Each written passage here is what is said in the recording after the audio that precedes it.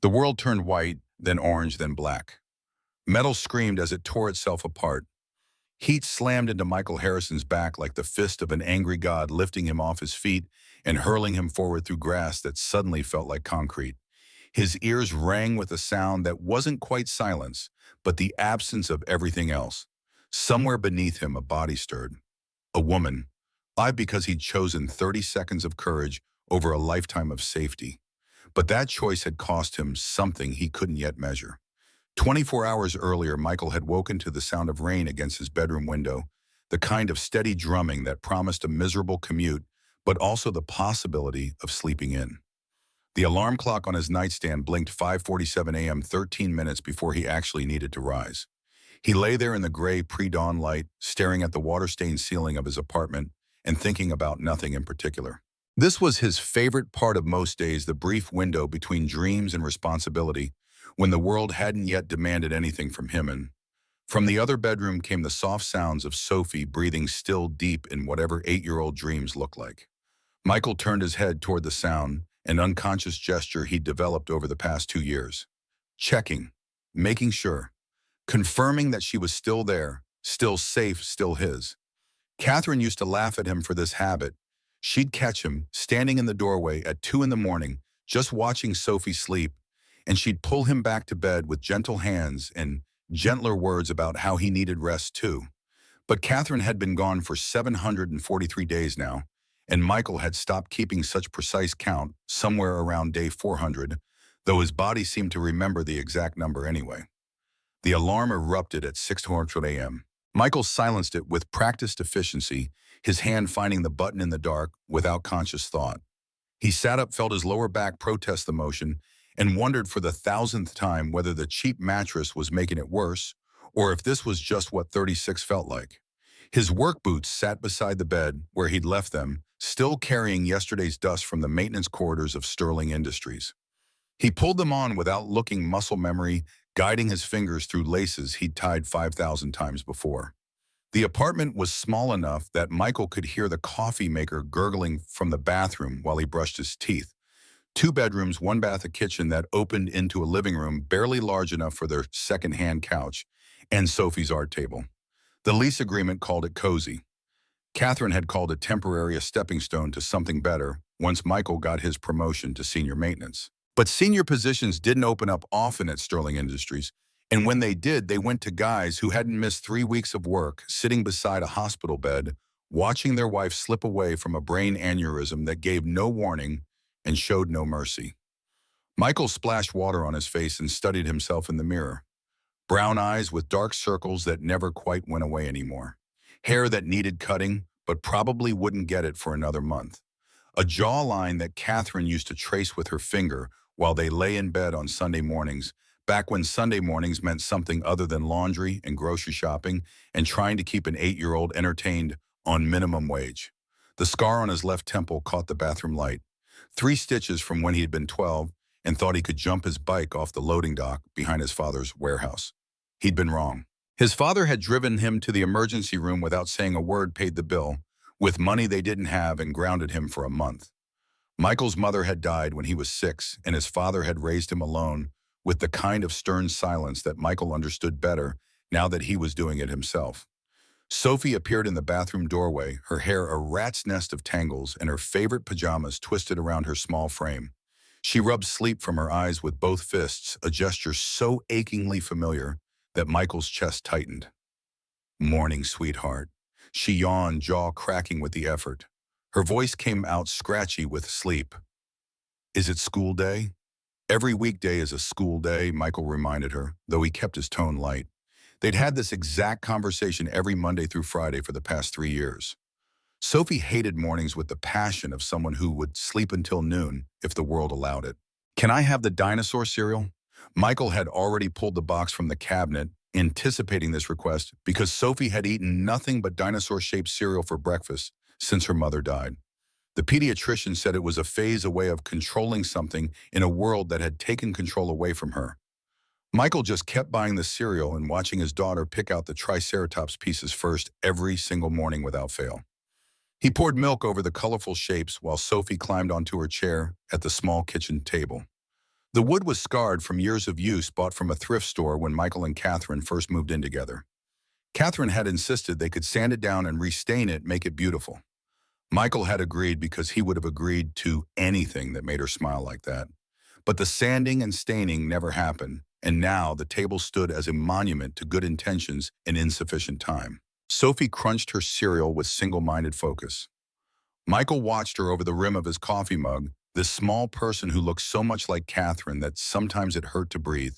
Same dark hair that refused to cooperate with any brush. Same scatter of freckles across her nose. Same way of tilting her head when she was thinking about something serious.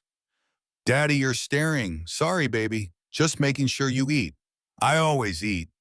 She scooped another spoonful into her mouth, then added with devastating casualness, "Mrs. Rodriguez asked if you could come to parent-teacher conference next Tuesday."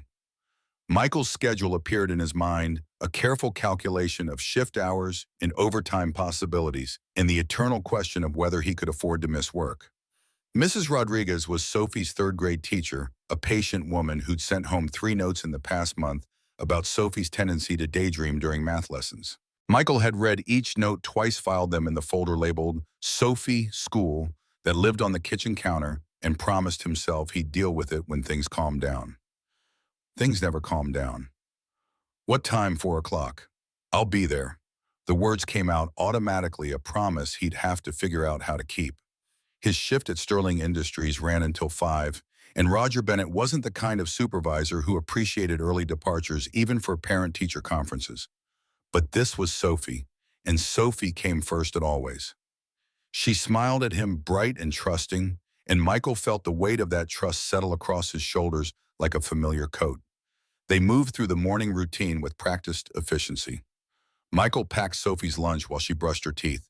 He signed the permission slip for the zoo field trip while she put on her shoes. He checked her backpack for forgotten homework while she struggled into her jacket, a purple thing with stars on the sleeves that Catherine had bought 3 months before the aneurysm. The rain had lightened to a drizzle by the time they stepped outside. Michael's Ford pickup sat in its assigned spot, rust eating at the wheel wells, and a crack spreading across the windshield like a frozen lightning bolt. He'd been meaning to get that fixed for 6 months. The truck started on the second try, engine coughing, before settling into its familiar rough idle. Sophie climbed into the passenger seat and immediately started fiddling with the radio, cycling through stations until she found one playing something upbeat and incomprehensible. Michael put the truck in gear and pulled out of the apartment complex, windshield wipers squeaking against glass. Jefferson Elementary School sat 15 minutes away in light traffic, 25 in morning rush. They had 18 minutes to make the drive. Michael took Colfax Avenue, the long east-west arterial that cut through Denver like a scar. Pawn shops and cannabis dispensaries gave way to small houses with chain-link fences and cars parked on brown lawns. Sophie sang along to the radio, making up words when she didn't know the real ones. Michael's phone buzzed in the cup holder. He glanced down long enough to see Roger Bennett's name on the screen, then ignored it. Whatever the maintenance supervisor needed at 7:30 in the morning could wait until Michael actually arrived at work. The phone buzzed again, then a third time. Sophie noticed, "Is that your boss?" "Probably. Are you in trouble?" "No, sweetheart. Just work stuff." But even as he said it, Michael felt the familiar knot forming in his stomach. Roger only called this early when something had gone wrong overnight. A boiler failure maybe, or another water main break. The kind of problems that meant Michael would spend his day knee-deep in flooded basements instead of doing the preventive maintenance work he'd actually scheduled. They pulled up to Jefferson Elementary with 4 minutes to spare.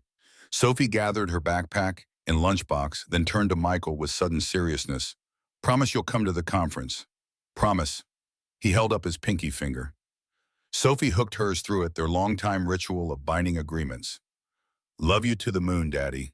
And back again, sweetheart." She climbed out of the truck, backpack bouncing against her shoulders as she ran toward the school entrance. Michael watched until she disappeared through the doors, making sure she got inside safe.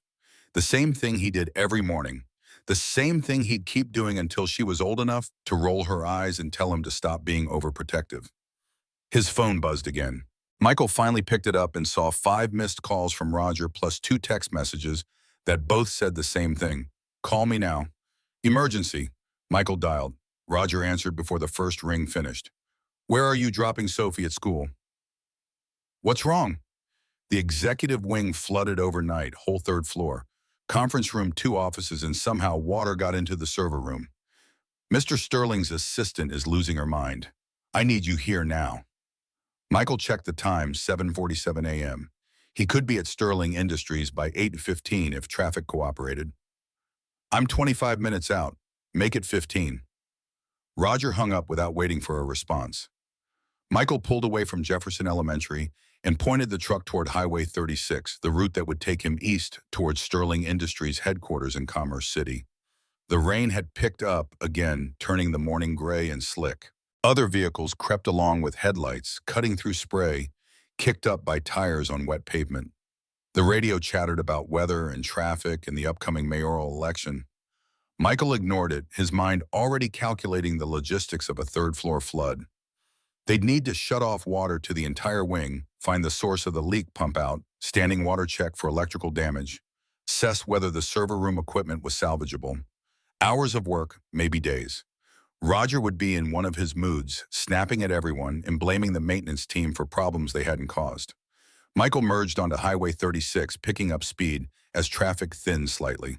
The highway ran parallel to the South Platte River, cutting through industrial zones and warehouse districts before opening up into the flat eastern plains beyond Denver. In another 20 minutes, he'd be pulling into the Sterling Industries parking lot, grabbing his tool belt from the truck bed and diving into whatever disaster awaited him in the executive wing. He thought about Sophie's parent-teacher conference, about the promise he'd just made, about how he'd have to ask Roger for permission to leave early next Tuesday. The answer would probably be no. Roger's answers were usually no when they involved anything that interfered with work schedules. Michael would have to find another way, maybe trade shifts with someone, maybe offer to work the following Saturday to make up the hours. The truck's radio switched from music to news. A woman's voice talked about traffic conditions on I-25, an accident at the Spear Boulevard exit causing delays. Michael only half listened, his attention on the road ahead and the way rain made the highway shimmer like oil. That's when he saw the deer.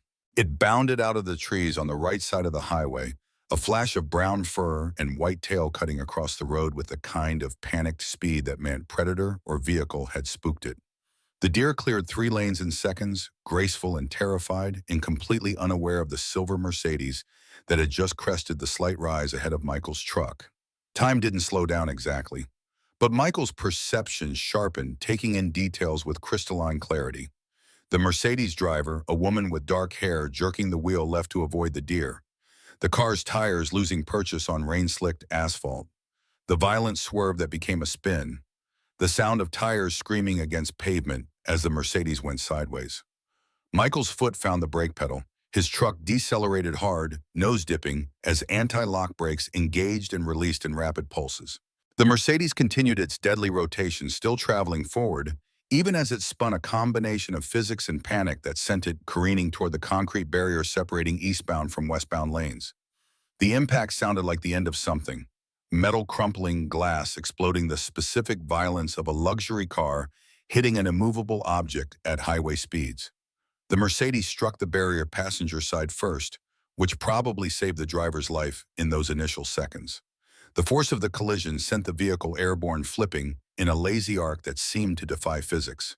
It rotated once, twice, metal catching morning light, before gravity reasserted itself and slammed the car back down onto its wheels. But it didn't land clean. The driver's side hit first, collapsing inward from the force. The Mercedes rocked on its suspension, settled, and went still. Michael's truck came to a complete stop on the shoulder, maybe 50 yards from the wreckage. His hands remained locked on the steering wheel, knuckles white. His heart hammered against his ribs. Around him, other vehicles slowed, pulled over, formed a scattered line of witnesses to whatever had just happened. Michael reached for his phone with hands that shook.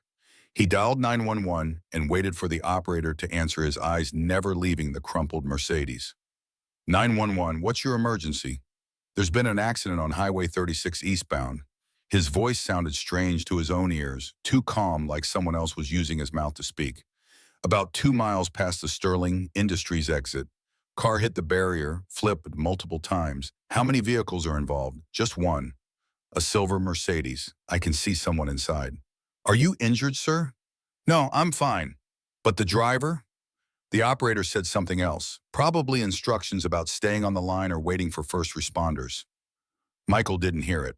He was watching smoke beginning to rise from beneath the Mercedes's crumpled hood, thin wisps that turned thicker even as he stared.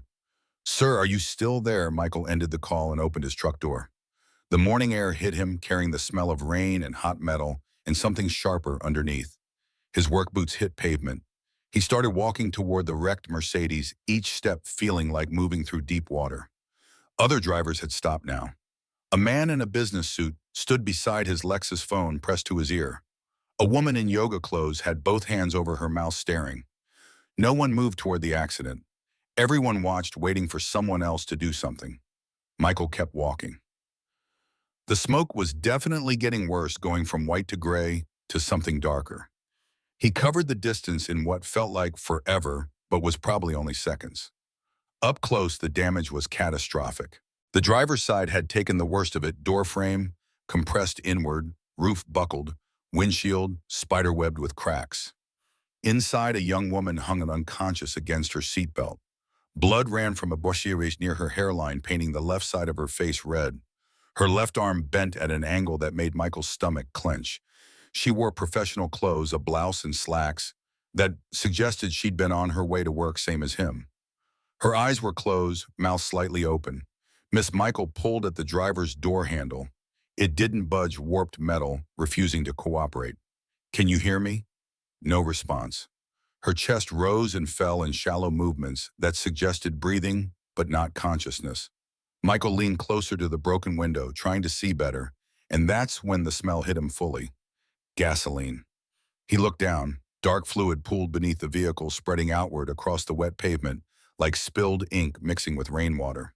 The smell was unmistakable, sweet and sharp and terrifying. Fuel from a ruptured tank or broken line leaking out and collecting underneath several thousand pounds of damaged metal and electrical systems. The engine made sounds it shouldn't make. Clicking, ticking small mechanical complaints that spoke of things breaking down in ways they weren't designed to handle. And at the front of the hood, where smoke had been rising, Michael saw the first orange flicker of flame. Fire curled around the edge of the engine compartment, small at first, but growing with horrifying speed. The gasoline on the ground hadn't ignited yet, but it would. When it did, the entire vehicle would become an inferno. Michael took 3 steps backward, his body making the decision before his mind caught up. He needed to run, get away. The car was about to explode, and he needed to be somewhere else when that happened. He thought about Sophie. "Love you to the moon, Daddy." And back again, sweetheart.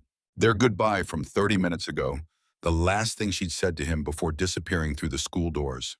Sophie skipping toward Jefferson Elementary without a care in the world, completely trusting that her daddy would pick her up at 3:30 like he did every single day.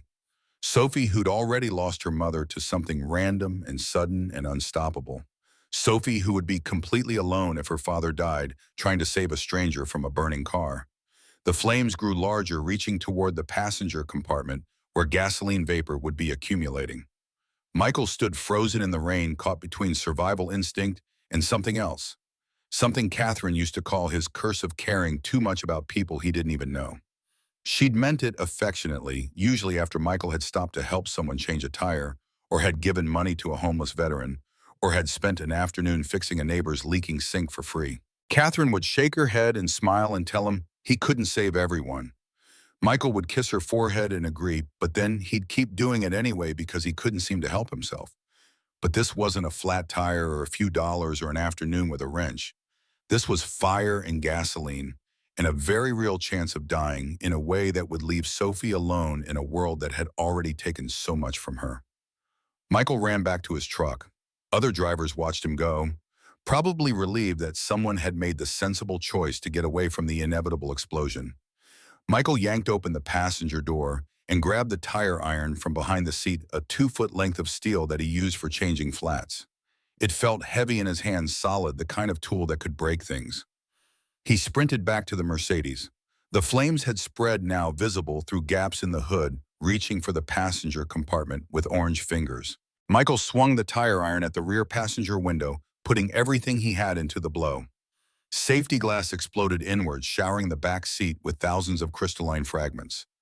The sound was sharp and final, the kind of braking that couldn't be undone.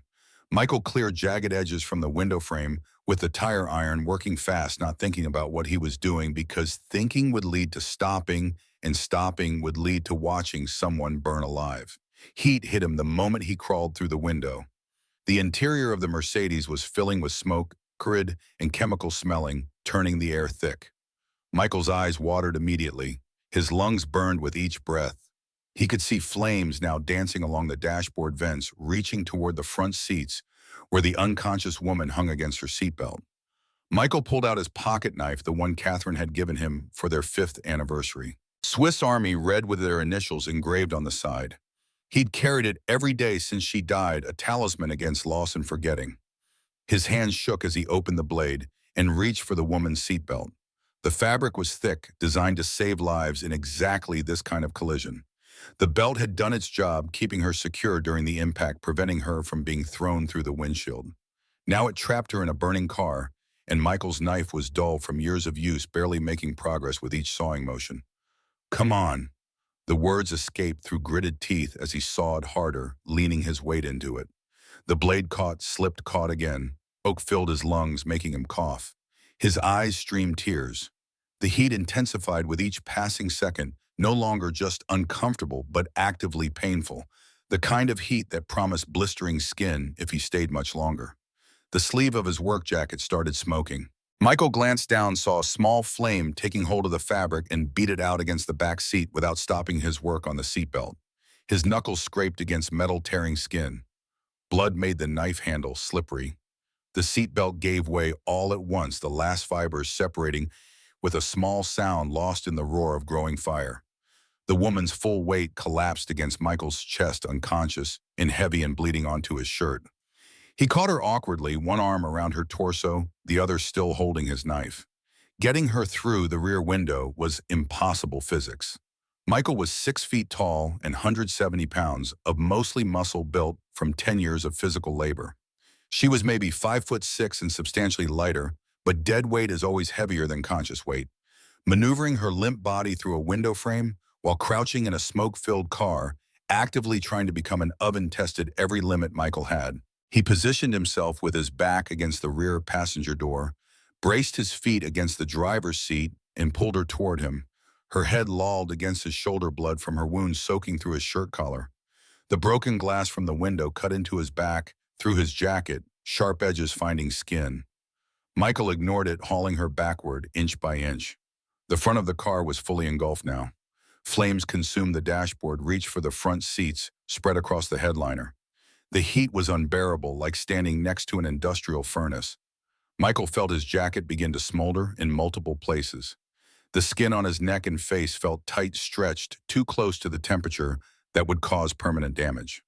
They were halfway through the window when Michael's boots slipped on broken glass. He fell backward out of the car, still clutching the woman, and they both crashed onto the wet pavement outside. The impact drove the air from Michael's lungs and sent new pains shooting through his back, where glass had already cut him. But they were out, away from the flames. Michael rolled to his knees, dragged the woman by her shoulders, trying to put distance between them and the Mercedes. His legs felt weak muscles trembling with adrenaline and exertion. The woman's breathing was shallow and ragged, but she was breathing, and that was enough to keep Michael moving. 5 feet from the arch, Michael's strength gave out. He collapsed to his knees in the grass beside the highway, still holding the woman against his chest. His burned jacket smoked in the rain. His hands were a mess of cuts and burns that he couldn't feel yet through the adrenaline. His back screamed with pain from glass embedded in his skin. Michael pressed his jacket against the woman's head wound, trying to slow the bleeding.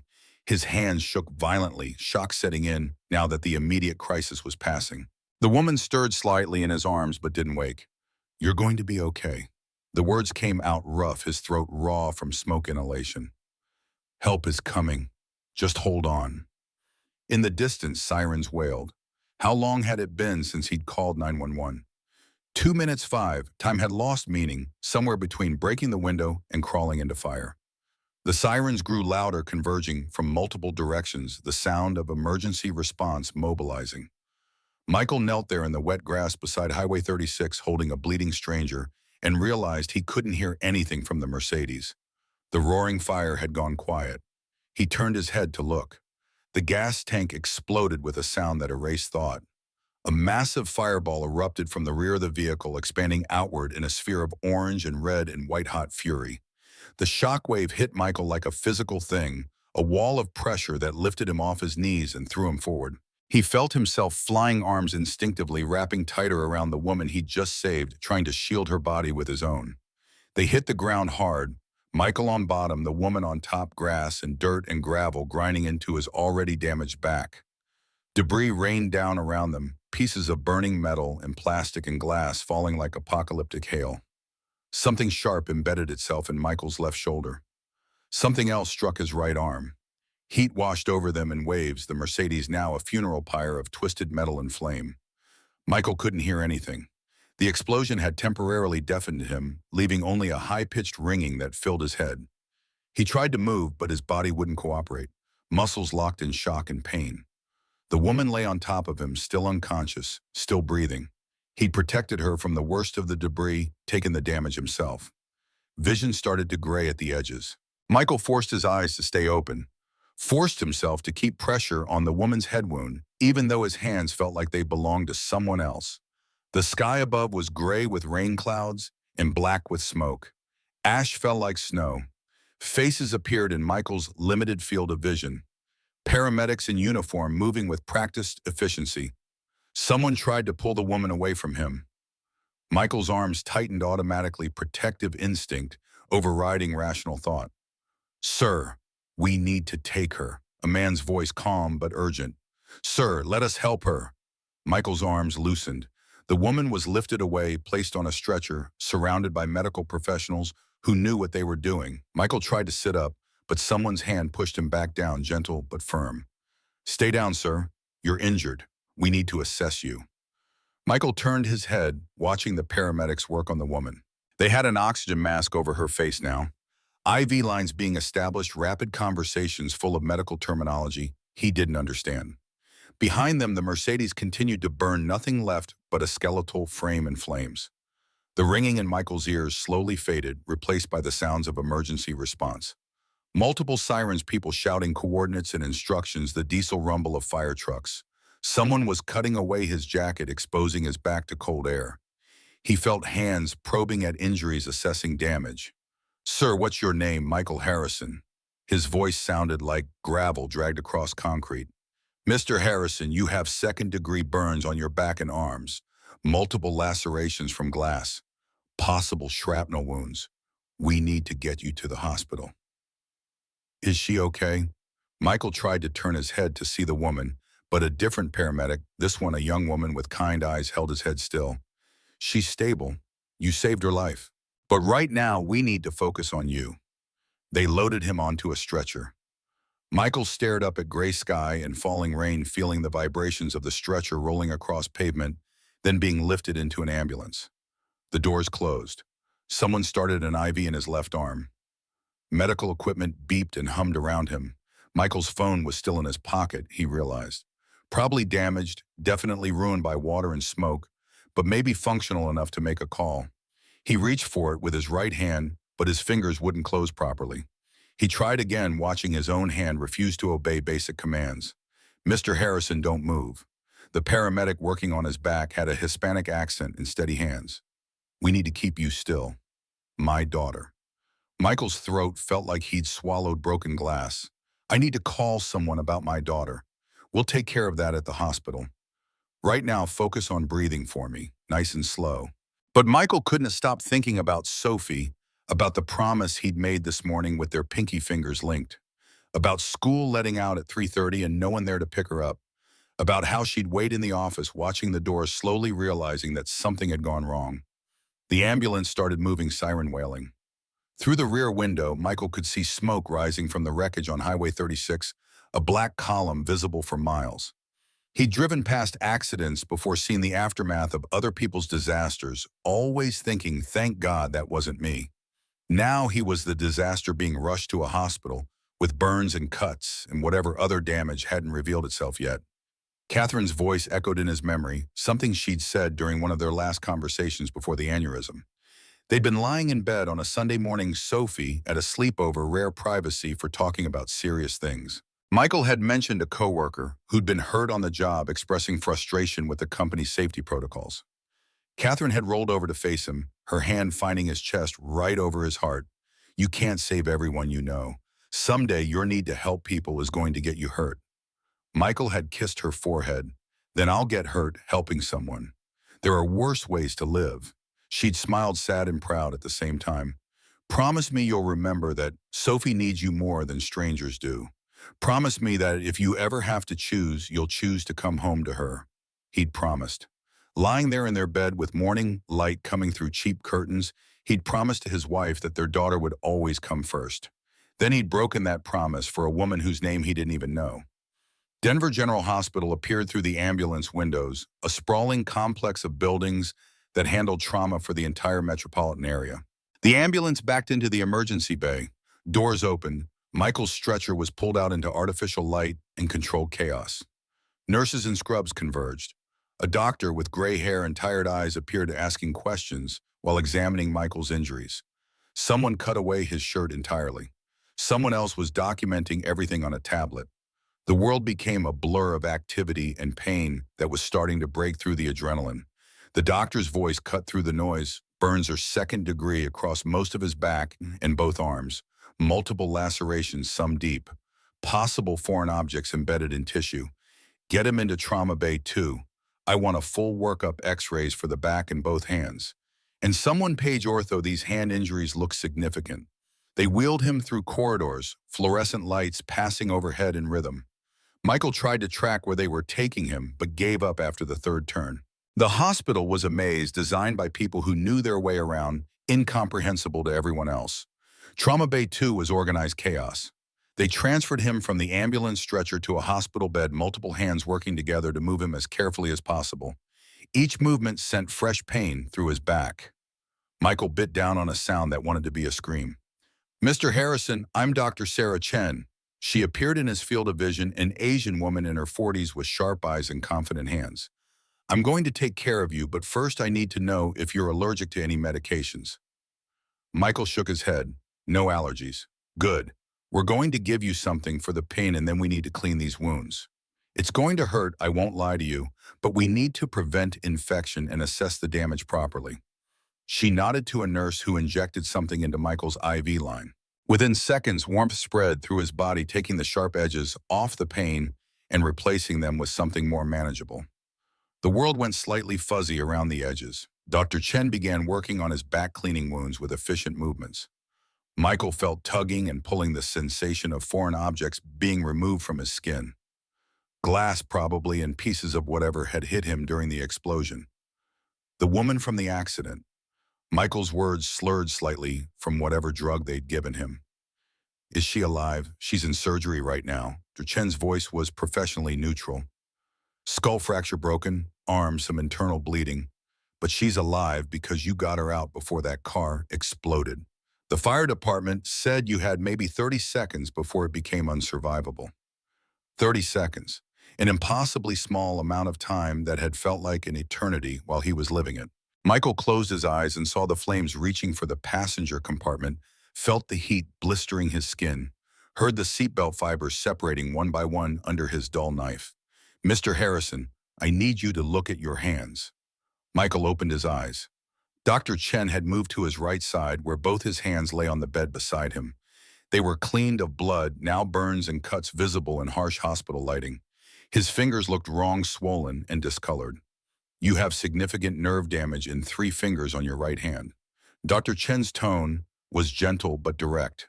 The index and middle fingers took the worst of it, probably from the glass when you were pulling her through the window. Your left hand is better but still damaged. You're going to need surgery to repair what we can. Michael stared at his hands, the tools he'd used his entire adult life to earn a living. Maintenance work required functional hands, fingers that could grip wrenches and screwdrivers, hands that could feel what they were working on. He tried to close his right hand into a fist. The movement was weak, uncoordinated. Will they work again? After the surgery, will I be able to use them? Dr. Chen hesitated, and Michael knew the truth before she spoke. We'll do everything we can. The surgeon we're calling in is excellent, But nerve damage is unpredictable. There's a chance you'll regain most of the function. There's also a chance you won't. The room tilted sideways, and Michael felt the world sliding out from under him, not physically, but in every way that mattered. His job required functioning hands. His ability to provide for Sophie required his job. Everything in his life was built on the foundation of his hands working properly, and now that foundation had cracks running through it. I need to call my sister. The words came out flat, empty of emotion, because Michael couldn't process what he was feeling beyond a distant sense of catastrophe. My daughter needs to be picked up from school. We'll take care of that. Dr. Chen squeezed his shoulder, careful to avoid the burns. What's your sister's number? Michael recited it from memory. Maria Harrison, his older sister, by 3 years, the one who'd helped him take care of Sophie after Catherine died. Maria worked as a dental hygienist in Aurora, a 30-minute drive from Jefferson Elementary, but she'd make it work. She always made it work. A nurse disappeared to make the call. Dr. Chen continued working on Michael's injuries, documenting each wound, preparing him for x-rays and surgery. The pain medication made everything feel distant and dreamlike, as if this was happening to someone else, and Michael was just watching. Time passed in strange jumps. One moment he was in the trauma bay, the next he was being wheeled toward radiology. X-ray machines hummed and clicked.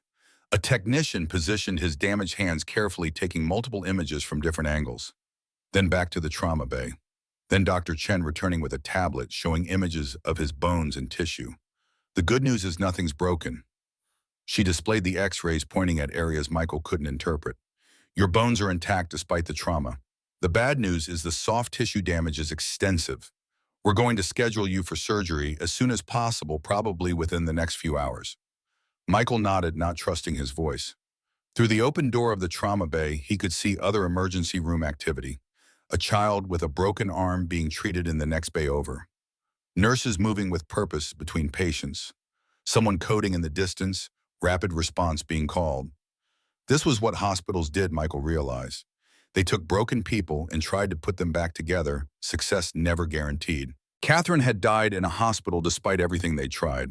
This stranger he'd pulled from a burning car would survive because of what they tried. Michael himself was somewhere in between, alive but damaged, in ways that might not heal.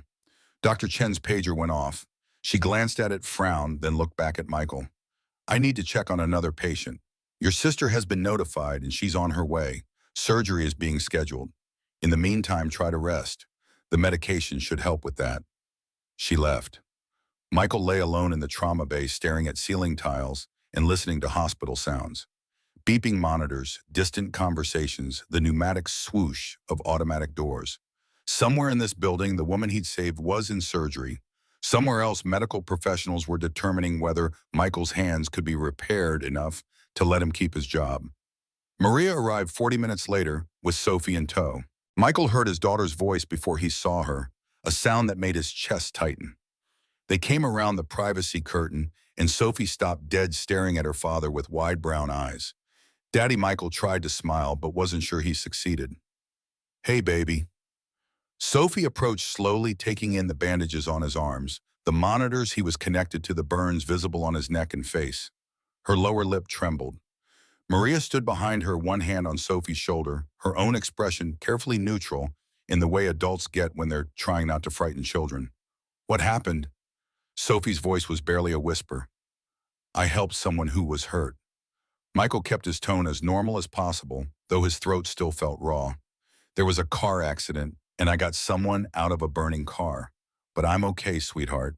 I'm going to be fine. Sophie climbed carefully onto the bed beside him, avoiding the IV lines and monitor wires. She fit herself against his left side, the less damaged side, and Michael wrapped his arm around her. She felt small and fragile against him, this person who depended entirely on him, staying alive and functional. Maria pulled a chair close to the bed. The nurse told me you were having surgery. Soon. Michael glanced at his bandaged hands. Nerve damage in my fingers. They need to see what they can repair. Maria's jaw tightened. She was 3 years older than Michael, worked 2 jobs after her own divorce, and had no patience for euphemisms. How bad? Bad enough that I might not be able to work maintenance anymore. The words hung in the air between them, all the implications spreading out like ripples. No work meant no paycheck. No paycheck meant no apartment, no food, no way to take care of Sophie. Michael had exactly $800 in savings and another $300 in checking. The hospital bills for today alone would be thousands, probably tens of thousands. His insurance through Sterling Industries had a $5,000 deductible. Maria's face went through several expressions before settling on determination. We'll figure it out. Michael wanted to believe her, but lying in that hospital bed with his daughter pressed against his side and his future suddenly uncertain, he couldn't see how they'd figure anything out. He'd made a choice on Highway 36, 30 seconds of courage, that might have just destroyed everything he'd spent 2 years building after Catherine's death. Were you scared? Sophie's voice was muffled against his chest. Terrified. Michael saw no reason to lie. The fire was spreading and I knew I could get hurt. But someone needed help, and I was the only one there who could help them. Like how you took care of me after Mommy went to heaven? The question punched through Michael's chest. Sophie rarely talked about Catherine directly, usually keeping her memories private, in whatever way 8-year-olds processed grief. Hearing her bring it up so matter-of-factly made Michael's eyes sting with tears he'd been holding back since the accident. Yeah, baby, just like that. Sometimes being brave means doing the right thing, even when you're scared. Sophie was quiet for a long moment. Then, is the person okay, the one you saved? I think so. They're doing surgery on her right now. Good. Sophie's arms tightened around him.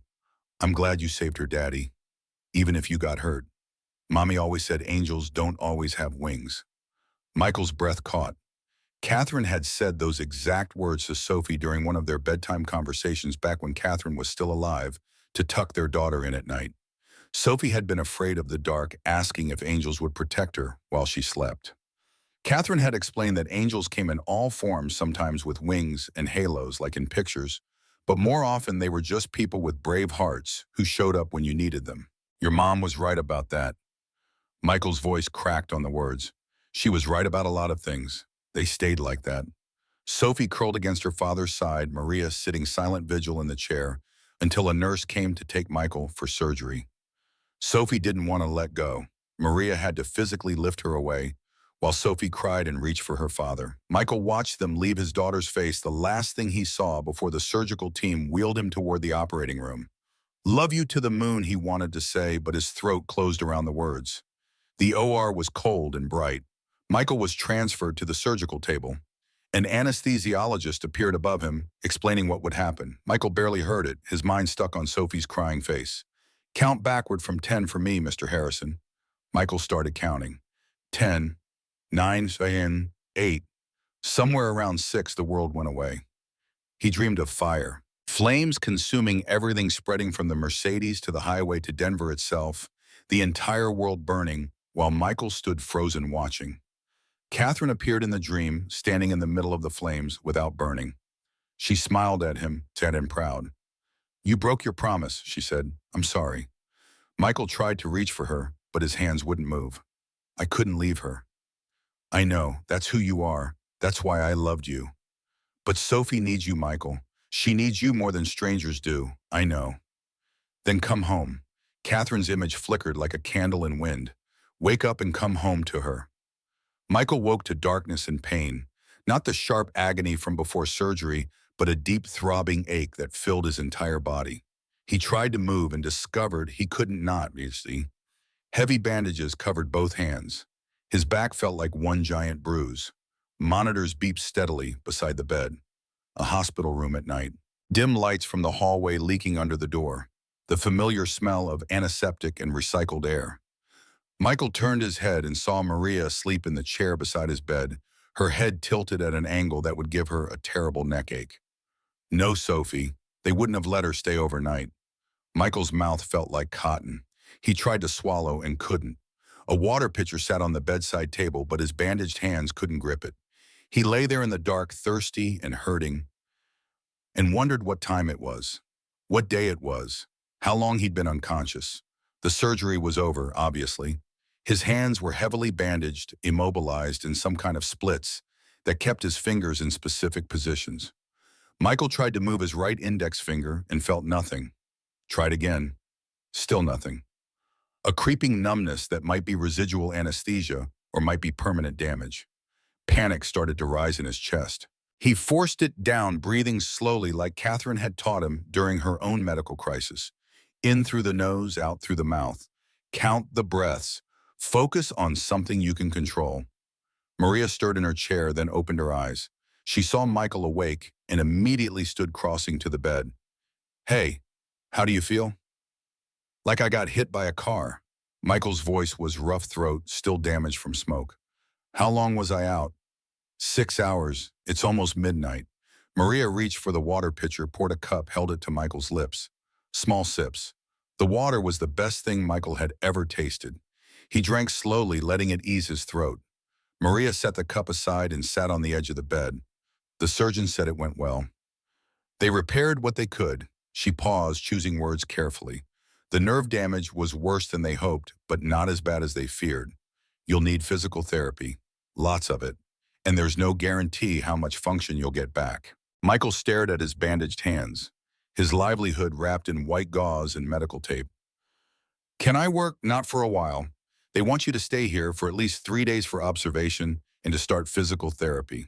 After that, you're looking at weeks of recovery before you can even attempt manual labor. Months before you're back to normal, if you get back to normal. The math was simple and brutal. Michael had used all his sick days during Catherine's final illness. He had no vacation time saved. Missing weeks of work meant getting fired, and getting fired meant no insurance, which meant the mounting medical bills would crush him. He'd lose the apartment, maybe lose custody of Sophie if he couldn't prove he could provide for her. Maria must have seen the thoughts crossing his face. Stop. We'll figure it out. Sophie can stay with me as long as needed, and I'll talk to your landlord about the rent. I can't ask you to. You're not asking. I'm telling you. Maria's voice was firm. You nearly died saving someone's life. The least the universe can do is cut you some slack with the bills. But Michael knew the universe didn't work that way. Heroism didn't pay rent. Good intentions didn't cover hospital bills. He'd made a choice to be brave, and now he'd pay the price for that choice. And so would Sophie, and possibly Maria too if she tried to help them. Where is Sophie? The question felt more important than his own injuries. At my place. She didn't want to leave, but I promised we'd come back first thing in the morning. Maria's expression softened. She's scared, Michael. She already lost her mom. Now her dad's in the hospital with burns and nerve damage. She's terrified of losing you too. I'm not going anywhere. Promise me you'll remember that. Maria leaned closer, her voice dropping to barely above a whisper. Promise me you won't do anything like this again. Sophie needs her father alive more than strangers need a hero. It was the same thing Catherine had said, the same promise Catherine had extracted from him. Michael had broken it once already. Could he promise not to break it again? Before he could answer, the door opened. A nurse came in to check his vitals and administer medication. Maria stepped back while the nurse worked and asking Michael questions about pain levels and comfort. Michael answered automatically, his mind elsewhere. After the nurse left, Maria gathered her purse. I should go. Sophie will be awake early and worried. I'll bring her by tomorrow morning. Maria, she paused at the door. Thank you. For everything. That's what family does. Maria's smile was tired but genuine. We show up when it matters. She left. Michael lay alone in the dark hospital room, listening to monitors beep and feeling pain throb through his body. Somewhere in this building, the woman he'd saved was recovering from her own surgery. Somewhere in Aurora, Sophie was probably lying awake, worried about her father. Somewhere on Highway 36, there was a black scorch mark where a Mercedes had burned evidence of 30 seconds that changed everything. Michael tried to sleep, but his mind wouldn't quiet. He kept replaying the accident, seeing different versions where he made different choices. In one version, he drove past, called 911, and let professionals handle it. In another, he got there faster, pulled her out before the fire spread, avoided getting burned. In a third, he moved too slowly and they both died in the explosion. But this version, the real one, was the only one that mattered. This was the version where he'd made his choice and now had to live with the consequences. Dawn came slowly, gray light through hospital windows. A different nurse appeared with breakfast that Michael couldn't eat with bandaged hands. She helped him, patient and professional, while Michael felt humiliated by his own helplessness. This was his life now, at least temporarily. Dependent on others for basic tasks, unable to work, unable to fully care for his daughter. Dr. Chen arrived during morning rounds, reviewing his chart and examining his injuries. The burns are healing well. The hands are more complicated. We'll start physical therapy this afternoon, see how much mobility you have. When can I go home? And if everything goes well, 3 days, maybe 4. She made notes on her tablet. After that, you'll have twice weekly therapy appointments for at least 6 weeks, possibly longer, depending on progress. And work after Chen met his eyes directly. That depends on what kind of work you do. Maintenance, facilities, maintenance at Sterling Industries. Heavy manual labor. Michael nodded. Then it's going to be a while. Your hands need time to heal and nerve regrowth is slow. I'd say minimum 2 months before you can attempt anything requiring grip strength. 3 to 4 months before you're back to full capacity if you'll get there. 4 months without income. 4 months of mounting bills and depleting savings. Michael closed his eyes and tried to think of solutions. There weren't any obvious ones. Mr. Harrison, Dr. Chen's voice was gentler. I know this seems overwhelming right now, but you're alive. The woman you saved is alive. That's not nothing. It wasn't nothing.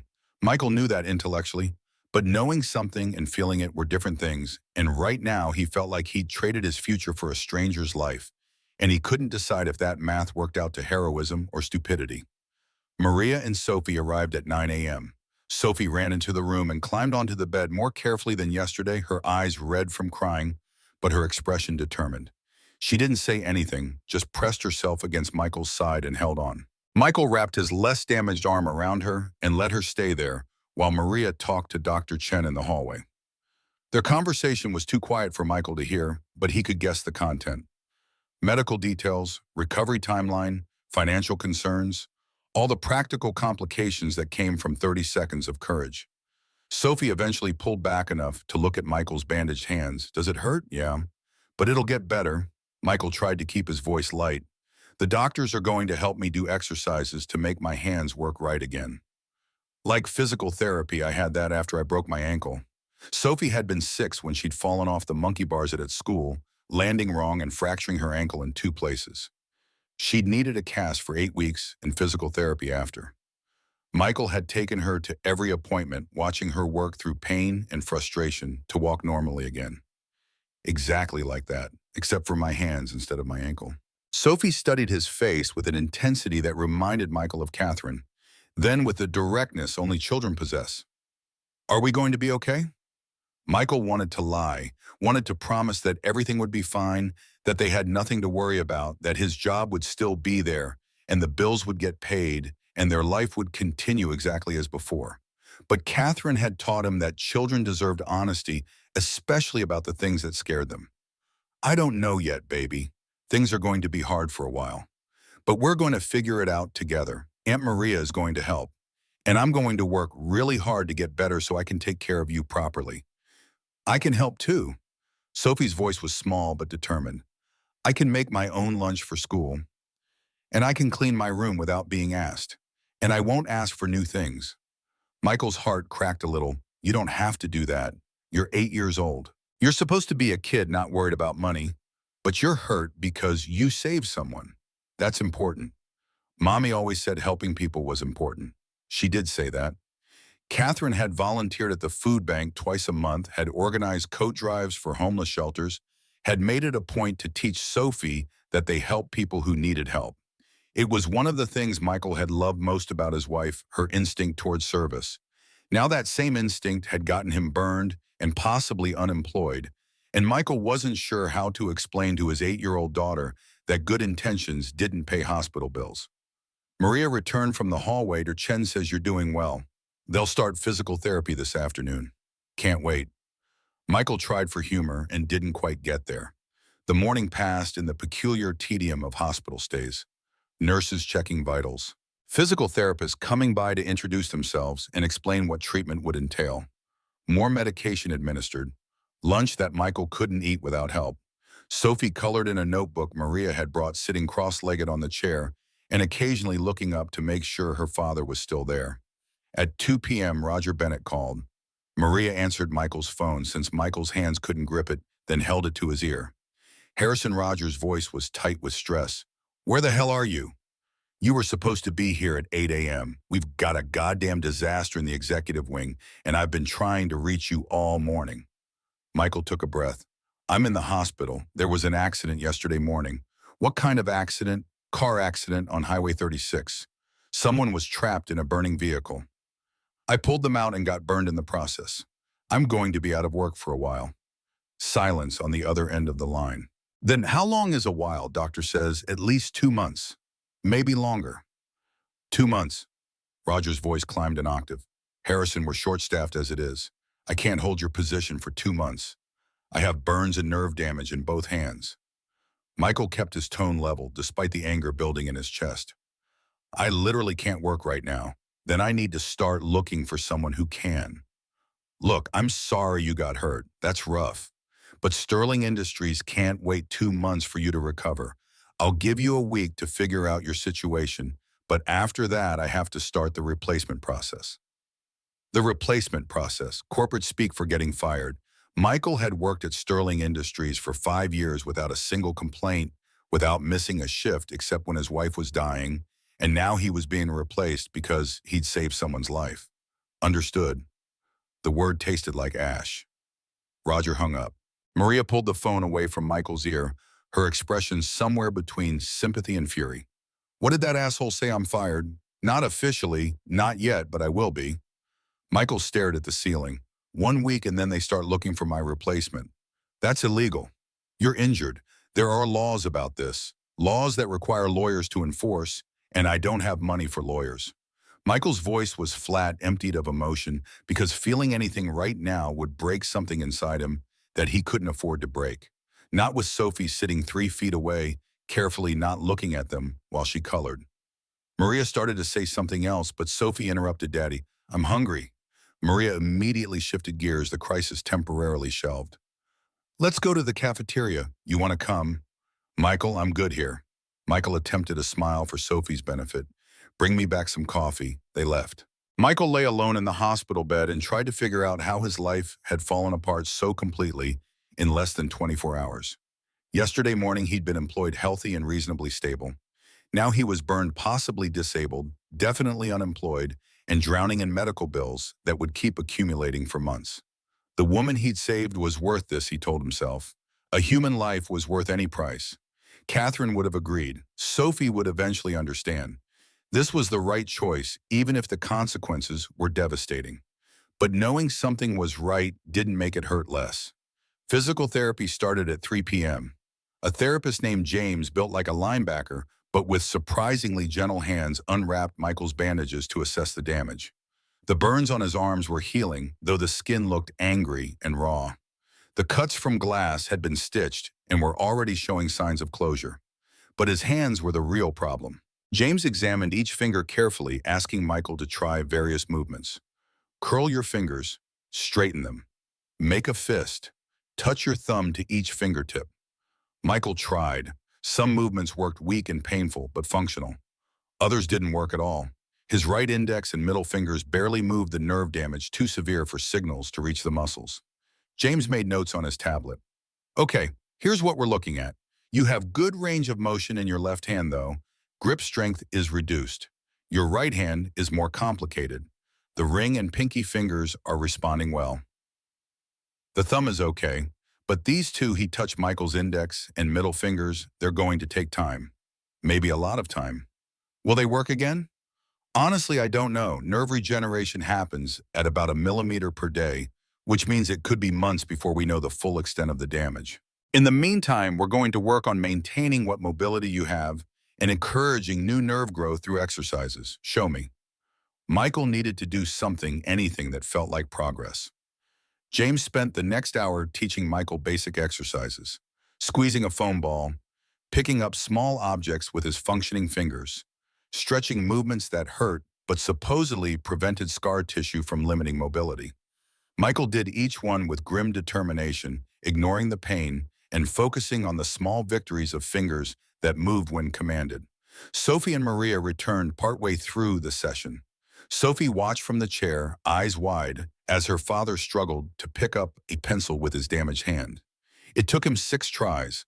On the 7th, he managed to grip it long enough to lift it an inch before it fell. Good. James was encouraging but realistic. That's good progress. Tomorrow we'll do it again. After James left, Sophie climbed back onto the bed. Your hands look hurt. They are hurt. But they're getting better. Michael tried to project more confidence than he felt. In a few months, they'll work just like before. Sophie didn't look convinced. She was 8, not stupid. She'd seen him drop the pencil 6 times.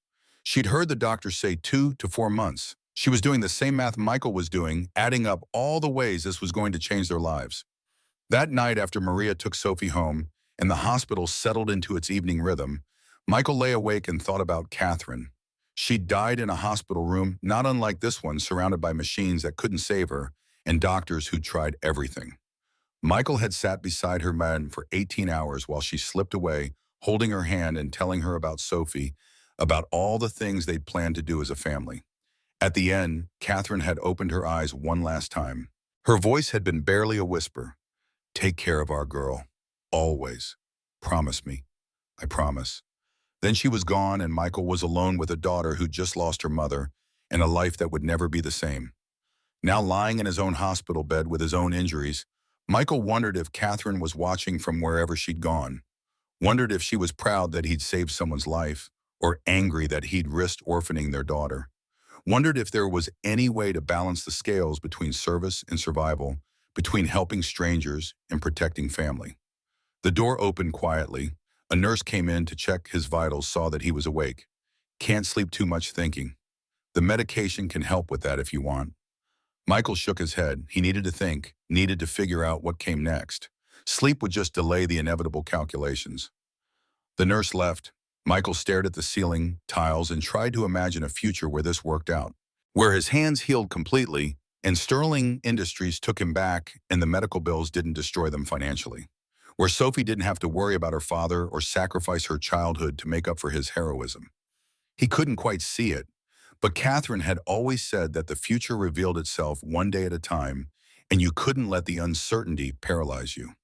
You just kept moving forward, kept showing up, kept trying to do right, even when right was complicated. Michael closed his eyes and tried to believe that, tried to trust that 30 seconds of courage would somehow lead to something other than disaster. Tried to have faith that saving one life wouldn't cost him everything else that mattered. Outside his window, Denver slept under its blanket of lights. Somewhere in the city, the woman he'd saved was recovering in her own hospital room. Somewhere else, Sophie was lying awake, worried about her father.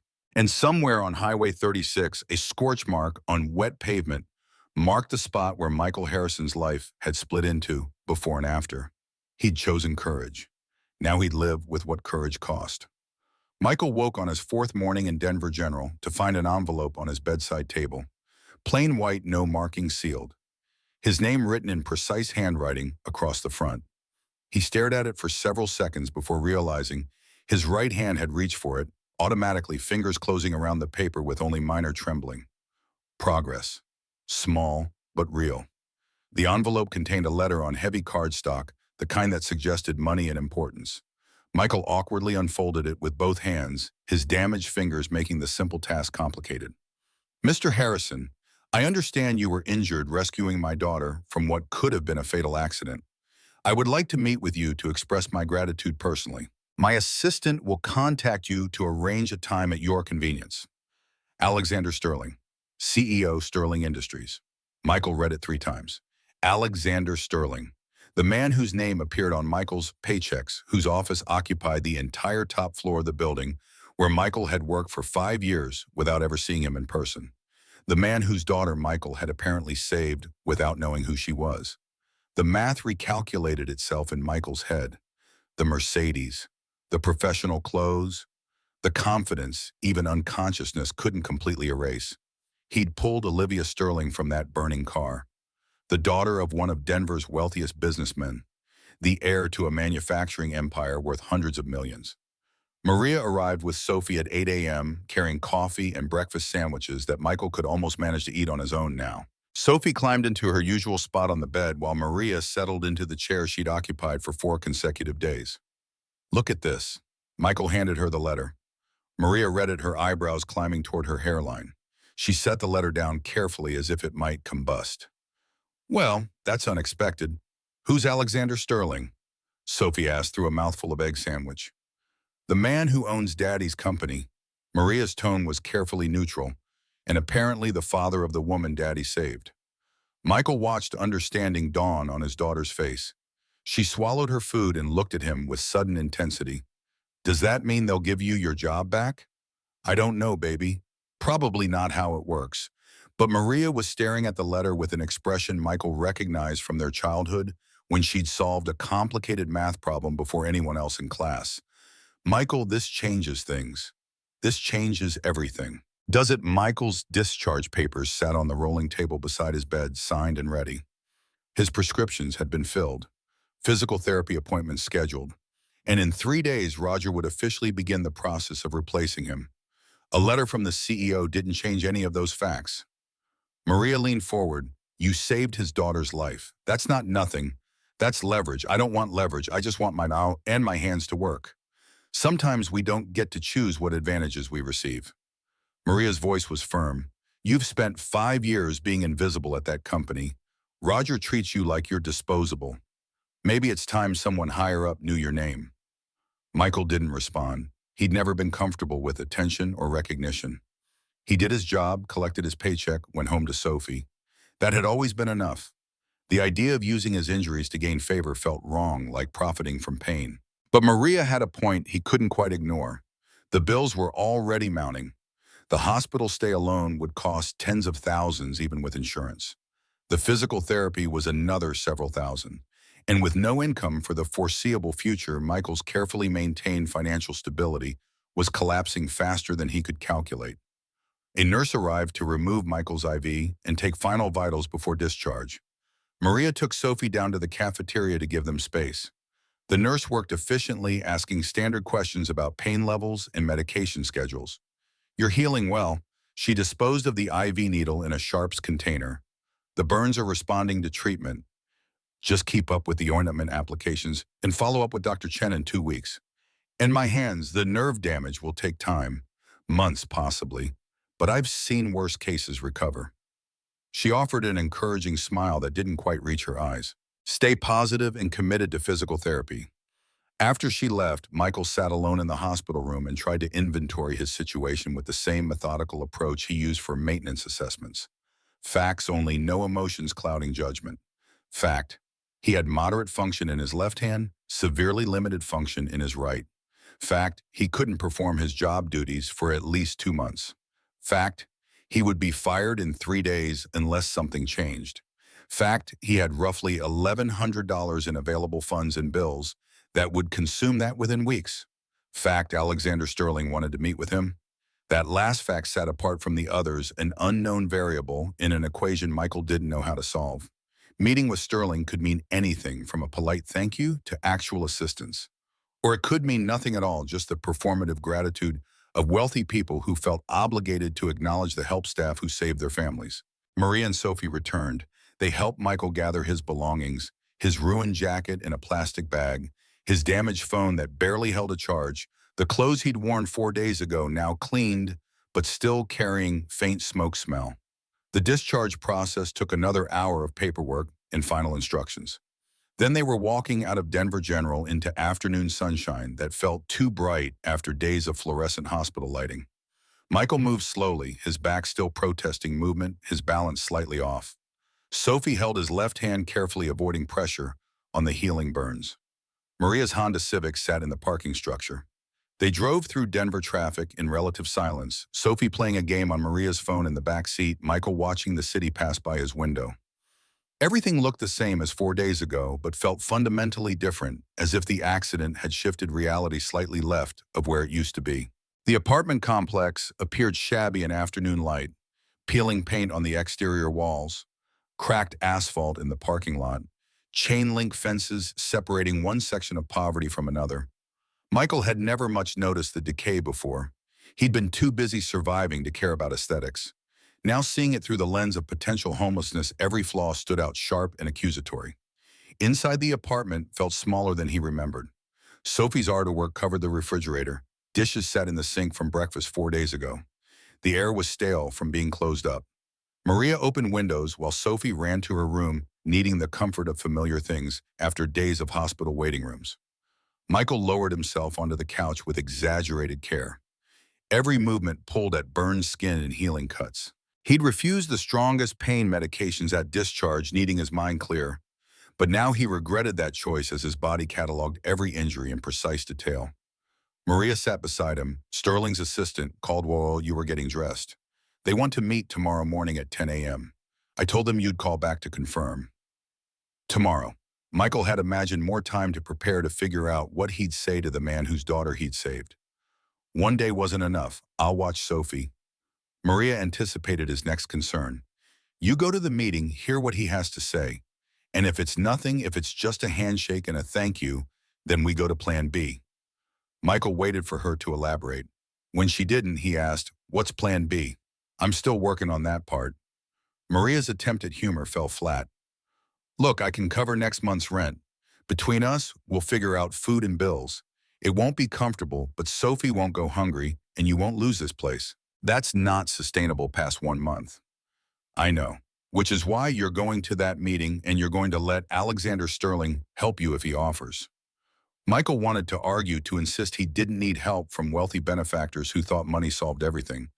But he was too tired and hurt too much, and the reality of his situation was too stark for pride.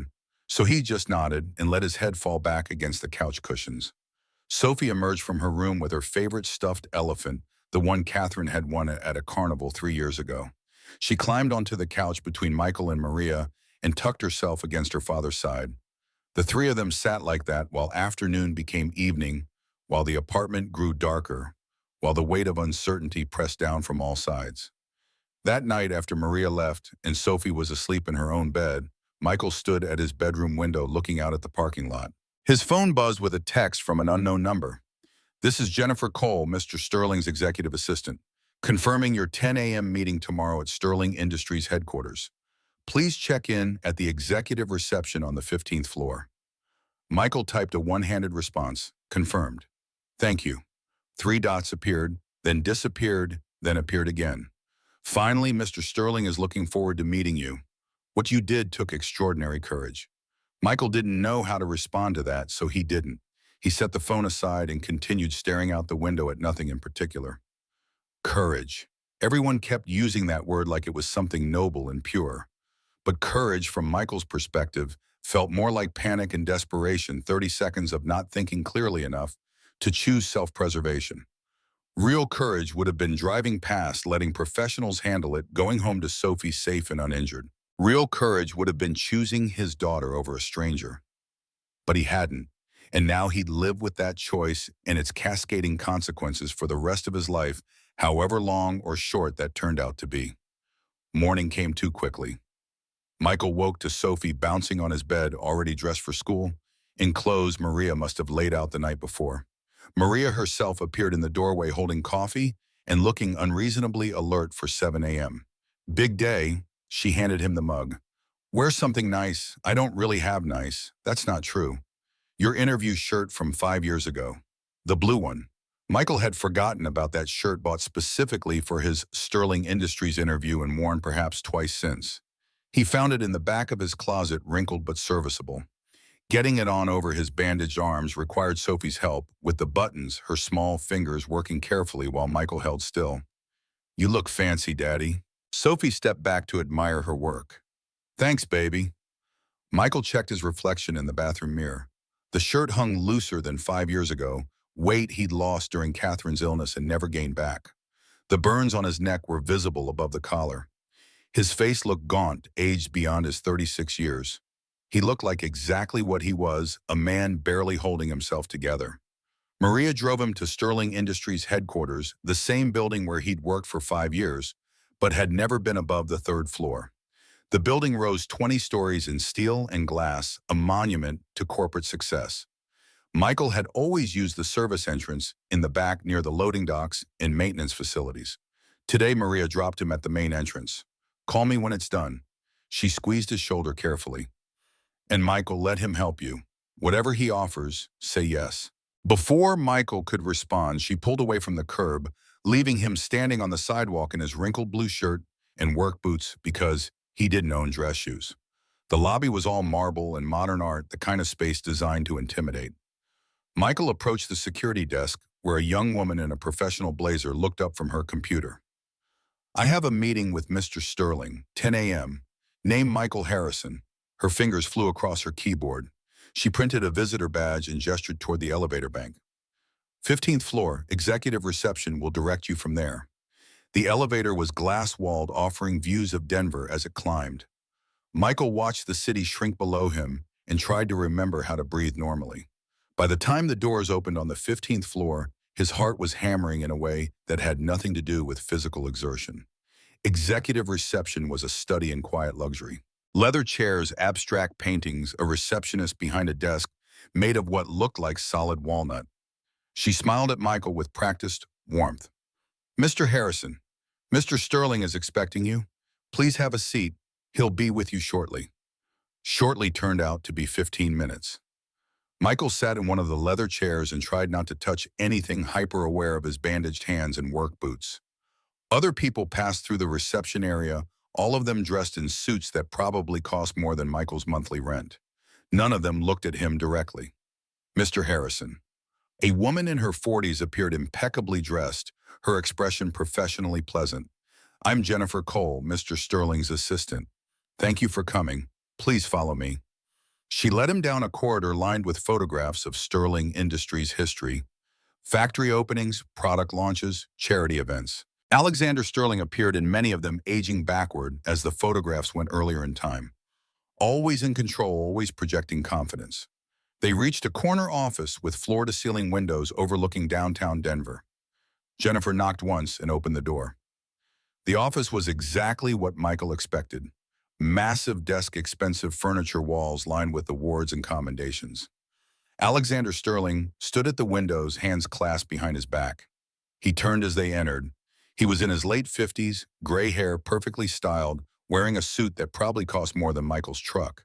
But his eyes were tired in a way expensive clothes couldn't hide, and when he moved toward Michael, his steps carried the weight of recent fear. Mr. Harrison. Sterling extended his hand, then noticed Michael's bandages and smoothly shifted to a gentle grip of Michael's left hand. Thank you for coming. Please sit. Jennifer disappeared, closing the door behind her. Michael sat in the chair Sterling indicated, trying not to fidget. Sterling took the chair across from him, rather than retreating behind his desk, a deliberate choice that suggested he wanted this to feel like conversation rather than business. How are you feeling? Better than I was. Michael's voice came out steady despite his nervousness. The doctors say I'm healing well. I read the medical reports. Sterling's tone was matter of fact. Second-degree burns across 30% of your back and both arms. Multiple lacerations. Severe nerve damage in your right hand. You're lucky to be alive. Your daughter is lucky I was there. Sterling's expression shifted, something raw breaking through the corporate polish. Yes, she is. The doctors told me that if you'd been even 30 seconds slower, the fire would have been unsurvivable. You saved Olivia's life at tremendous personal cost. Michael didn't know what to say to that, so he said nothing. Sterling continued. I understand you're a maintenance technician here at Sterling Industries. 5 years with the company. Excellent performance reviews. No complaints, no issues. He paused. And I also understand that Roger Bennett plans to terminate your employment due to your injuries. Michael felt his jaw tighten. That's correct. That's unacceptable. Sterling's voice was flat, absolute. You were injured saving my daughter's life. Sterling Industries does not repay that kind of courage with termination. With respect, sir, I can't do my job right now. My hands don't work properly. I can't hold tools or do heavy labor. Roger isn't wrong that I can't perform my duties. Then we'll find duties you can perform. Sterling leaned forward slightly. Mr. Harrison, I didn't ask you here to shake your hand and send you on your way. I asked you here to offer you a position. Michael's heart skipped. A position safety coordinator for all Sterling Industries facilities. You'll be responsible for reviewing our safety protocols, training staff, investigating incidents, recommending improvements. It's a newly created position reporting directly to me. Salary is $75,000 annually, full benefits, and it doesn't require manual labor. The number hit Michael like physical force. $75,000 was more than double his current salary. That kind of money meant stability, meant Sophie's college fund, meant not choosing between medication and groceries. It also meant charity dressed up as a job offer. Mr. Sterling Alexander, please. Alexander. Michael's damaged fingers curled into his palm, seeking something to grip. I appreciate this more than I can say, but I'm not qualified for that position. I don't have the education or experience. You have 5 years of facilities experience and intimate knowledge of where our safety protocols fail. Sterling's tone was firm. And more importantly, you have the judgment to make life or death decisions in seconds. That's not something I can teach.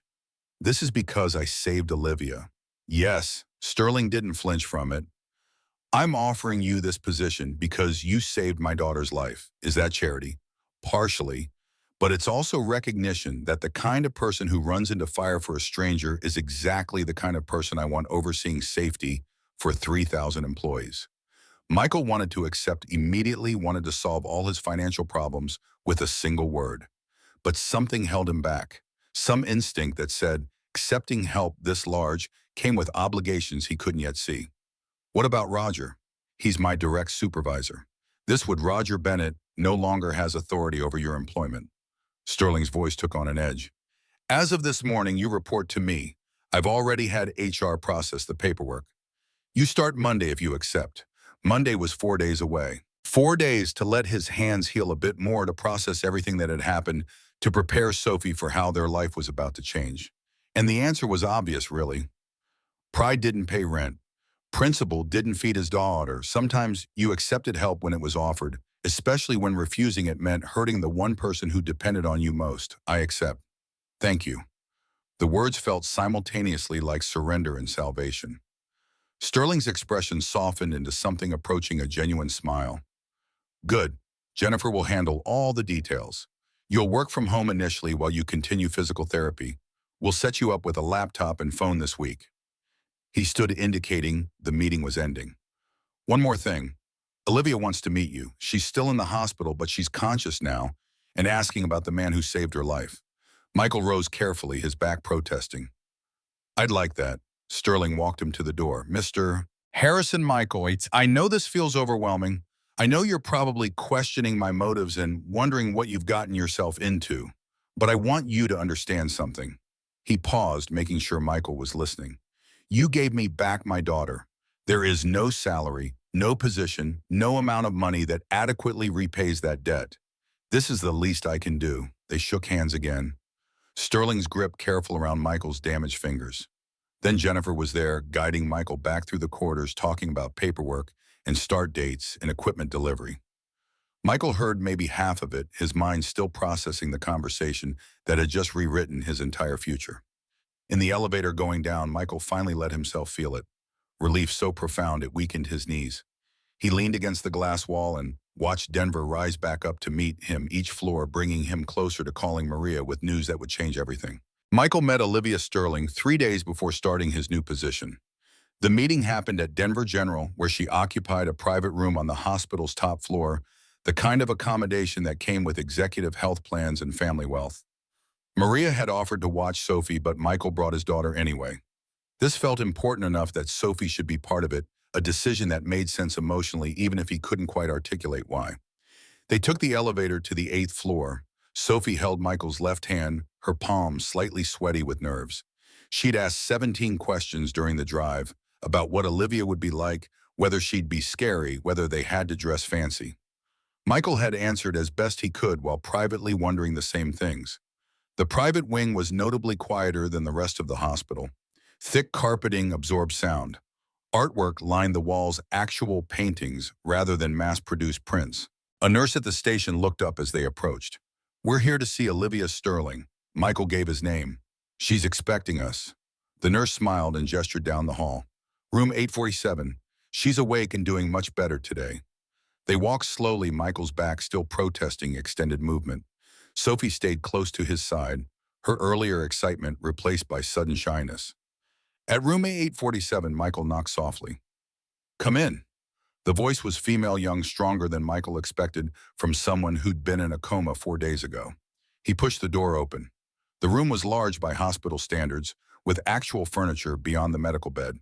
Flowers covered every available surface, dozens of arrangements in expensive vases. Near the window sat a woman in her late 20s, dark hair pulled back, left arm in a cast, but awake and alert and very much alive. Olivia Sterling looked at Michael, and her expression transformed into something between gratitude and disbelief. You're real. I was starting to wonder if I'd imagined you. Michael stepped further into the room, acutely aware of his bandaged hands and work boots. I'm real. This is my daughter, Sophie. Sophie peeked out from behind Michael's legs, suddenly fascinated by the floor. Olivia's face softened. Hi, Sophie, I'm Liv. She spoke directly to the girl, rather than over her head. Your dad is the bravest person I've ever met. That got Sophie's attention. She looked up, studying Olivia with open curiosity. He pulled you out of a burning car. He did. And I'm told it hurt him pretty badly doing it. Olivia's gaze shifted to Michael, taking in the visible burns on his neck and hands. How are you healing slowly? Michael moved closer, Sophie still attached to his side. The doctors say I was lucky. We were both lucky. Olivia gestured to the chairs near her bed. Please sit. I've been hoping to meet you since I woke up. Dad told me what you did, but I needed to see you myself. They sat. Sophie climbed into the chair beside Michael's, her eyes never leaving Olivia.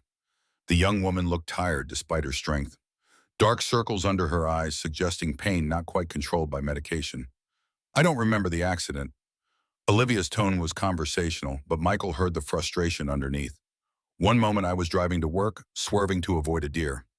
The next I'm waking up here with Dad telling me I've been unconscious for 3 days. Everything in between is just gone. Probably better that way. Michael surprised himself with the honesty. It wasn't pleasant. Dad said you broke the window with a tire iron, climbed into a burning car, cut me out of my seatbelt, carried me away from the explosion. Olivia's voice wavered slightly. He said the car exploded maybe 10 seconds after you got me clear. Something like that. The timeline was fuzzy in Michael's memory, compressed by adrenaline and fear into fragments that didn't quite connect logically. Sophie spoke up suddenly. Daddy's hands don't work right anymore. Because he saved you. Michael winced at his daughter's bluntness, but Olivia didn't flinch. She looked at Sophie with complete seriousness. I know, that's a really big sacrifice. Your dad gave up something important to save someone he didn't even know. She paused. How do you feel about that? The question caught Sophie off guard. She considered it with the gravity 8-year-olds bring to important questions. I was scared at first, when he was in the hospital and the doctors didn't know if his hands would work again. But Mommy used to say that angels don't always have wings, and sometimes they're just people with brave hearts. So I think Daddy is an angel. Michael's throat tightened. Olivia's eyes were suddenly bright with tears she didn't try to hide. Your mommy was very wise. Olivia's voice was soft. And you're lucky to have a dad who's an angel. Are you going to be okay? Sophie's concern was genuine immediate. Your arm is broken. It is. And I have a skull fracture that's healing. But yes, I'm going to be okay. Thanks to your dad. Olivia smiled despite the tears tracking down her face. Want to know something? I was on my way to work when the accident happened. I was thinking about a presentation I had to give, worrying about whether my team had finished the projections I needed. Completely ordinary morning thoughts. And then everything went sideways, and I genuinely thought I was going to die. Sophie's eyes widened. Were you scared? Terrified? Not of dying exactly, but of all the things I'd never get to do. I'm 28 years old. I've spent most of my adult life working at my father's company trying to prove I deserve to be there. I haven't traveled much, haven't taken risks, haven't really lived beyond my career. And in what I thought were my last moments, all I could think was how much I'd wasted. That's heavy for a kid to hear. Michael kept his tone light but questioning. Olivia looked at him directly. Sophie asked if I was scared. I'm giving her an honest answer. Kids deserve honesty about important things. My dad says that too. Sophie was warming to Olivia now, the initial shyness evaporating. He says kids aren't dumb and they know when adults are lying to make them feel better. Smart dad. Olivia's smile was genuine now. So yes, Sophie, I was scared. But then someone I'd never met risked everything to save me, and now I get a second chance. I get to figure out what living actually means instead of just working it all the time. The conversation shifted to lighter topics. Olivia asked Sophie about school, about her favorite subjects, about what she wanted to be when she grew up. Sophie answered with increasing enthusiasm, talking about dinosaurs in art class and how Mrs. Rodriguez was nice but gave too much homework. Michael watched them interact and felt something shift in his chest. This wasn't what he'd expected. He'd anticipated formality, awkward gratitude, maybe some performative emotion. Instead, Olivia talked to Sophie like an actual person and looked at Michael like he was something more than the maintenance guy who'd happened to be in the right place. Eventually, a nurse came in to check Olivia's vitals and administer medication. Michael took it as their cue to leave. He stood carefully, Sophie following his lead. "Thank you for seeing us." Michael extended his less damaged left hand. "I'm glad you're okay." Olivia took his hand in both of hers, mindful of his injuries. "Michael, I know Dad offered you a position at Sterling Industries. I want you to know that wasn't charity or obligation. He genuinely believes you'll be excellent at it." She paused. "And I'd like to stay in touch if that's okay." "Both of you," Sophie brightened immediately. "Really? Really?" Olivia looked at Michael for permission. "Maybe I could take Sophie to lunch sometime, show her what I do at the company. I volunteer with a youth STEM program that I think she'd enjoy." Michael felt ambushed by kindness he didn't know how to refuse without seeming ungrateful.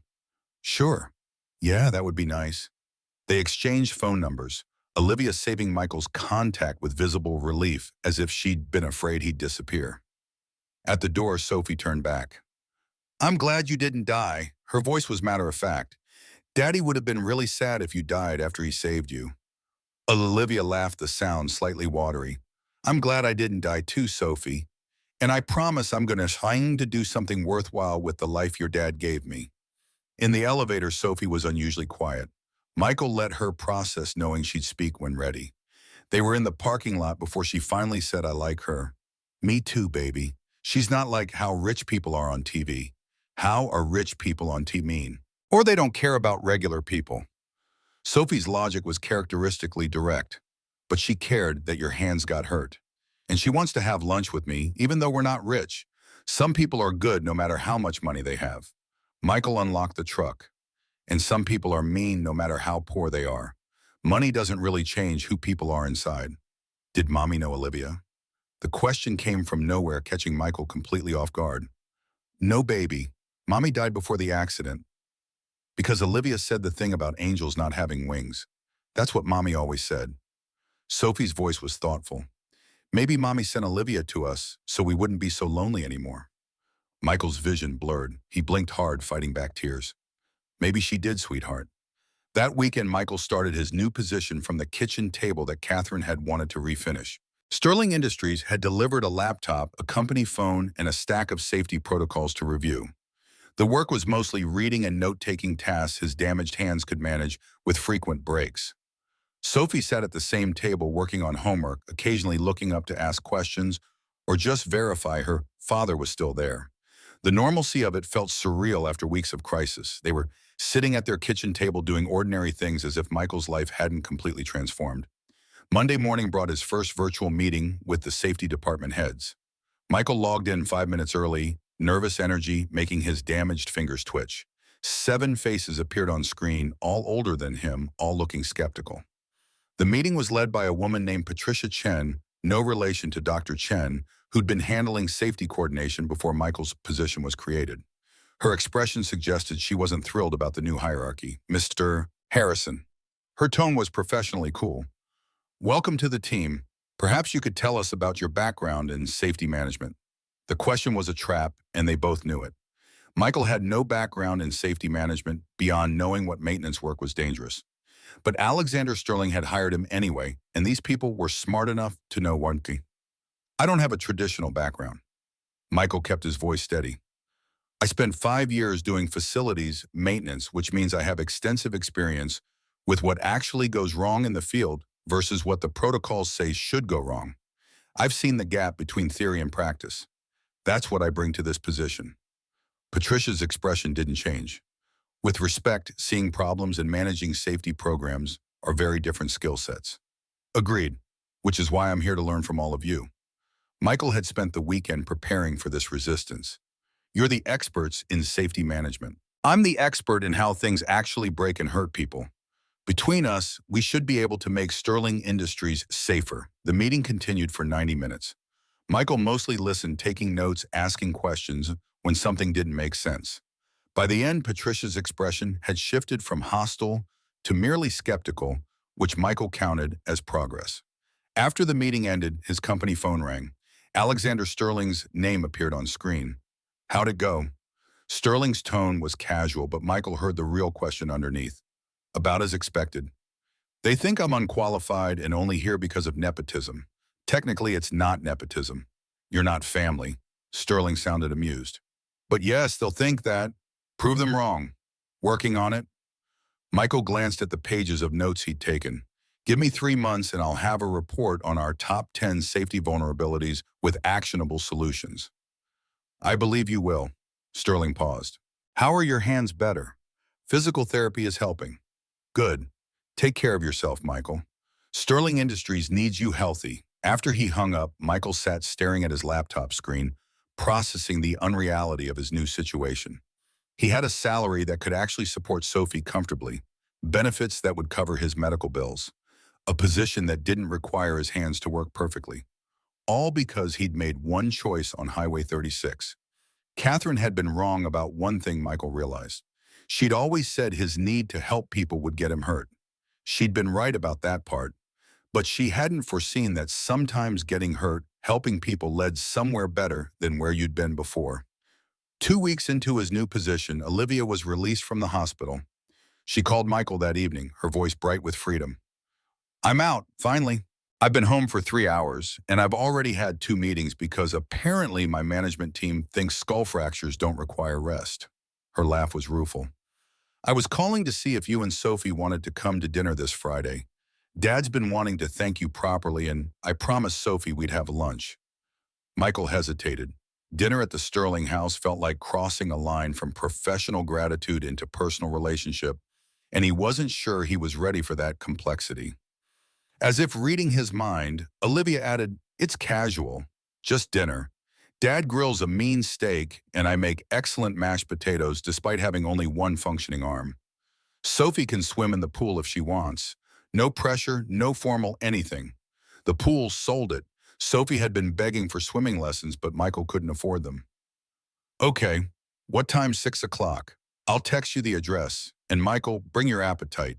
Dad tends to overcook when he's nervous. Why would he be nervous? Because you're the man who saved his daughter's life, and he's terrified of saying the wrong thing and offending you. Olivia's tone was affectionate. He's a CEO who commands 3,000 employees, but he turns into an awkward dad when emotions are involved. I'm literally wearing work boots to a billionaire's house. I think he has the advantage. You wore work boots to your job interview with him, and it worked out fine. Olivia's voice softened. Michael, we're people. Rich people with a really nice house, but still just people. Don't overthink it. Friday came too fast. Michael and Sophie pulled up to the Sterling house at 5:55 p.m., staring at the property through the truck's cracked windshield. The house sprawled across what looked like several acres modern architecture, with massive windows overlooking the mountains. A gate at the entrance stood open waiting for them. This is where she lives. Sophie's voice was awed. It's like a castle. A really modern castle.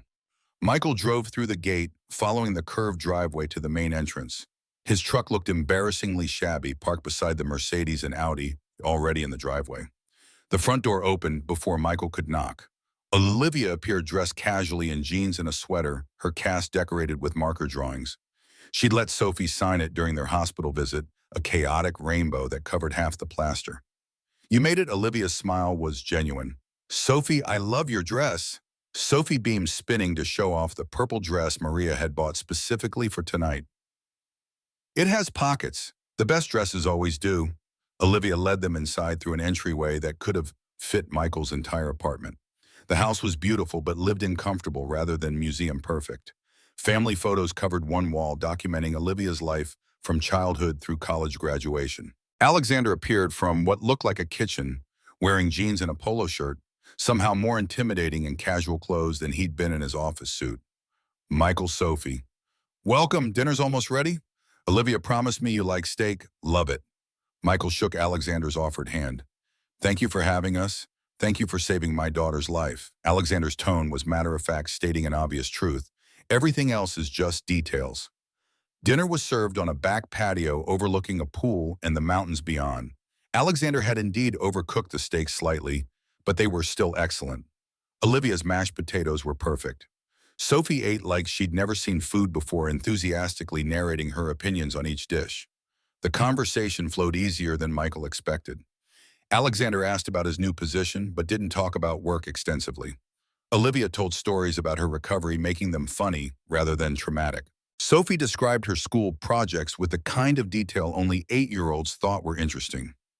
Michael watched his daughter interact with these people and felt something settle in his chest. This was okay. They were okay. The accident had broken things, but maybe it had also built something new. After dinner, Olivia took Sophie to the pool while Michael helped Alexander clean up. They worked in comfortable silence until Alexander spoke.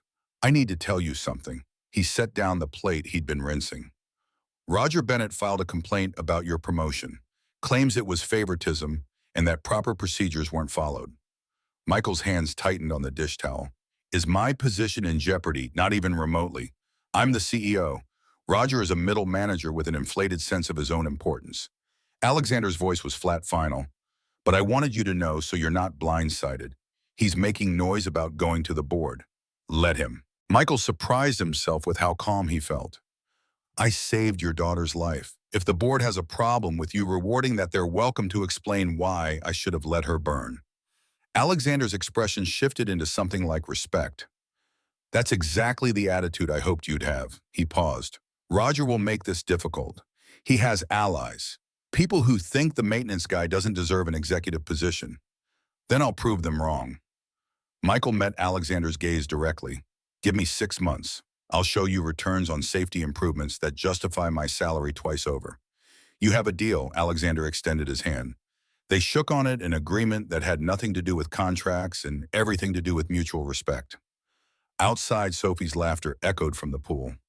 Through the window, Michael could see Olivia sitting at the edge, her casted arm resting on her knee, talking to Sophie while his daughter splashed enthusiastically. "She's good with kids." Alexander followed Michael's gaze. "Always has been. When she was younger, I thought she'd go into teaching. But she wanted to prove herself in business first. Prove herself that she earned her position. That she wasn't just the CEO's daughter." Alexander's voice carried old pain. "I gave her every advantage in life, but I couldn't give her the one thing she wanted most to know: she succeeded on her own merit." Sounds familiar? Michael thought about his own position, the questions about whether he deserved it. "Proving yourself is exhausting." "Yes, but you're both doing it." Alexander smiled slightly. "And you're both stronger than you think." They finished cleaning in silence. Outside, Sophie had progressed from splashing to attempting to swim across the pool.